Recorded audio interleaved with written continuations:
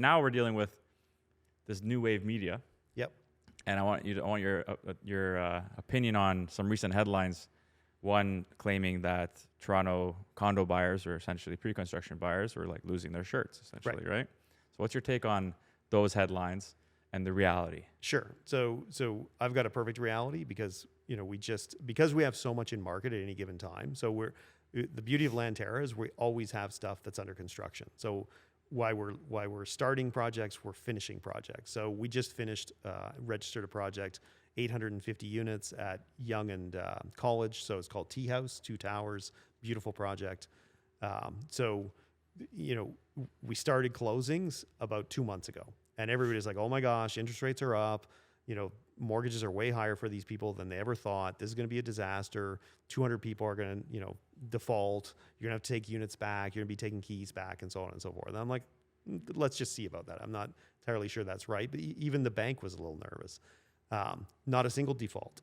Every single person closed. No delays, no issues. Why is that? Because they bought pre-construction, which was 5 years ago. 5 years ago, the average unit sold for $900 a foot. Even in a soft market, if you had to sell quickly, that building is $1,400 to $1,500 a foot all day long. So who's losing money on that? Yes, if you would have closed a year and a half ago, you would have closed at the same price and you would have had a 3% mortgage versus maybe a 5% mortgage. But at the end of the day, your equity appreciation is up 30%.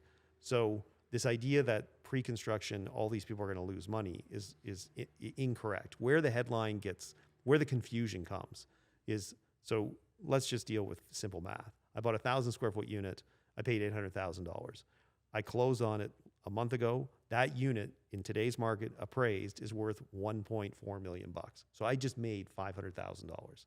But I still have to get a mortgage and so on and so forth. So I get a mortgage against my $800,000 purchase price less my deposit. Interest rates are up, so my mortgage is up.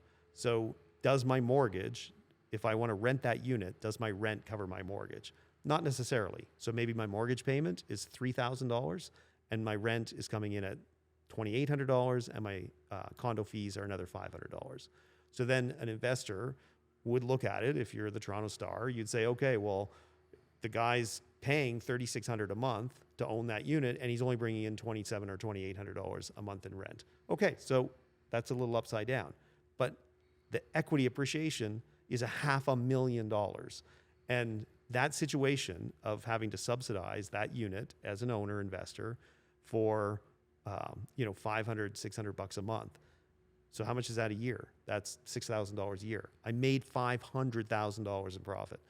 How long am I going to have to do that? Maybe 2 years? Because 2 years from now, the rent is going to be $3,800 and the mortgage is going to be down because interest rates are going to come back down. So it's this sky is falling temporary situation, which makes no sense. And a similar story, from my wife had a unit, wasn't pre-construction. She bought a pre-construction. She owned it for several years at King and Bathurst, and she wanted to sell it because she's like, we don't need all these condos, and I'm renting it and so on and so forth. So during the pandemic, rents went down. She had to reduce the rent, so she ended up subsidizing it $500 a month. And she's like, you know what? I should sell it because I'm upside down. Like between mortgage and condo, it's costing $500. I'm like, honey, just relax.